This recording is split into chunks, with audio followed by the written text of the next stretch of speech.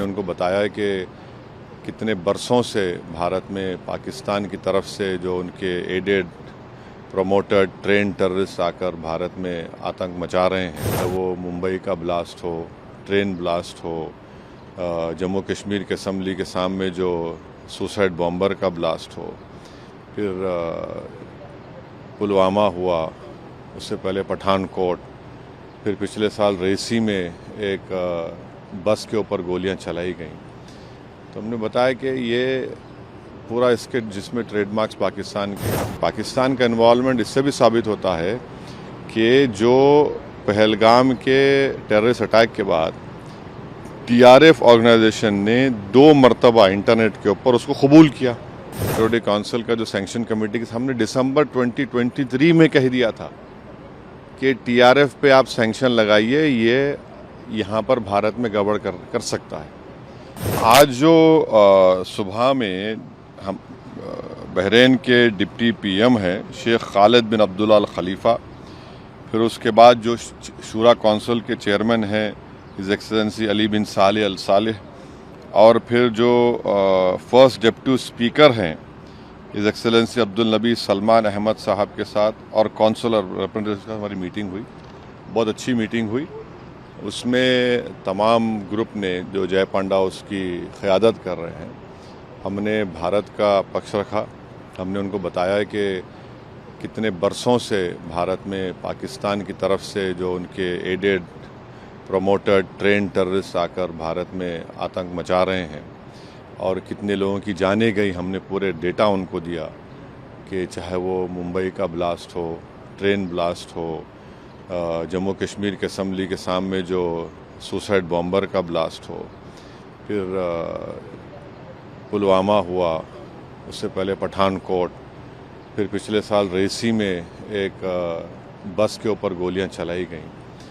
तो हमने बताया कि ये पूरा इसके जिसमें ट्रेडमार्क्स पाकिस्तान के हैं। और एक बात हमने बताई कि जो टीआरएफ ये जो टेररिस्ट ऑर्गेनाइजेशन है, 1262 जो सिक्योरिटी काउंसिल का जो सैंक्शन कमेटी के सामने दिसंबर 2023 में कह दिया था कि टीआरएफ पे आप सैंक्शन लगाइए, ये यहाँ पर भारत में गड़बड़ कर सकता है।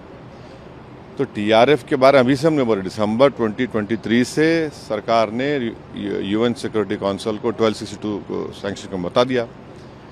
तो ये है। और तीसरी बात ये है कि बार बार ये जो पाकिस्तान जो अपने आप को बड़ा ही विक्टिम नहीं है, पाकिस्तान एग्रेसर है।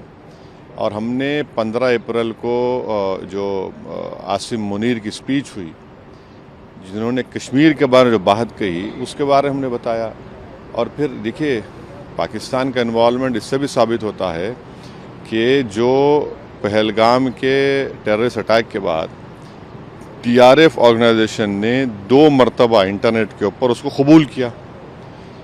और भारत सरकार ने, जो हमारे एक्सपर्ट्स ने, साइबर के एक्सपर्ट्स ने मालूम किया, तो वो तो पाकिस्तान के मिलिट्री कैंटोनमेंट के करीब से उन्होंने उसको इंटरनेट पे डाला। फोटो फुटप्रिंट्स निकल नहीं सकते।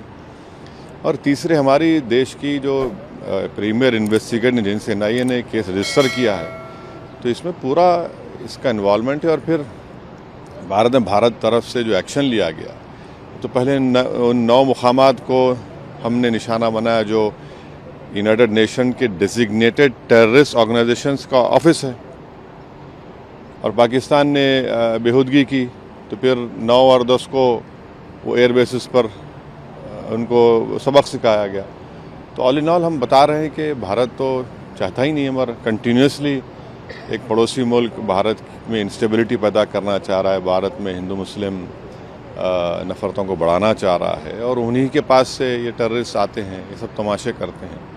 तो बहुत अच्छी मीटिंग्स हुई और सब ने इस पॉइंट को उनके सामने रखा, और उन्होंने भी सुना है। हम उनको ये कह रहे हैं कि आप भारत को आप जो देख रहे हैं, और भारत यहाँ पर बहरीन में तो 1962 तक रिज़र्व बैंक ऑफ इंडिया की तरफ से गल्फ रुपी इस्तेमाल होता था, और भारत पहला देश है जो एंटी कॉलोनियल स्टैंस लिया था यूनाइटेड नेशन में, और उसकी वजह से बहरीन को यहाँ पर अंग्रेज़ों को छोड़ के जाना पड़ा। और हमने उनको बहरीन की हुकूमत को याद भी दिलाया कि 2018 और 22 में आप ही के एक बहरीनी डिप्लोमेट की वजह से पाकिस्तान को FATF ग्रे लिस्ट में डाला गया और एक आतंकवादी जो यहाँ पर छुपा हुआ था उसको 2015-16 में उन्होंने भारत सरकार के हवाले भी किया। तो हम उनसे कह रहे हैं कि मिडिल ईस्ट में FATF के मेंबर हैं और वो पाकिस्तान को दोबारा ग्रे लिस्ट में लेकर आए, क्योंकि जो फंड्स आ रहे हैं उसके ऊपर कोई रोक टोक नहीं है। और 2026-27 में बहरीन सिक्योरिटी काउंसिल का मेंबर भी होने जा रहा है, तो इस एतबार से भी ये बहुत अच्छा रहा।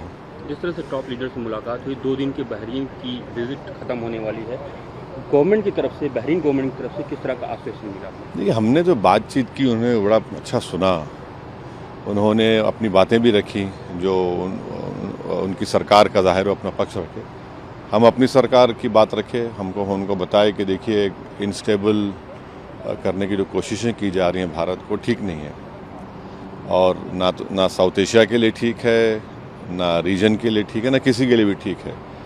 तो उन्होंने भी कहा कि हम तो यहाँ पर करीब 7 लाख से करीब ज़्यादा नॉन बहरीन रहते, उसमें बड़ा हिस्सा हमारे करीब 2 लाख मलयाली इंडियंस रहते हैं, फिर कर्नाटका के हैं, तेलंगाना आंध्रा के हैं और मुख्तलिफ भारत के लोग यहाँ पर रहते हैं। तो सब उन्होंने उस बात को माना कि भाई यहाँ पर आप भारत के लोगों का बहुत बड़ा कंट्रीब्यूशन है बहरीन के लिए। हमने भी अपनी बात रखी।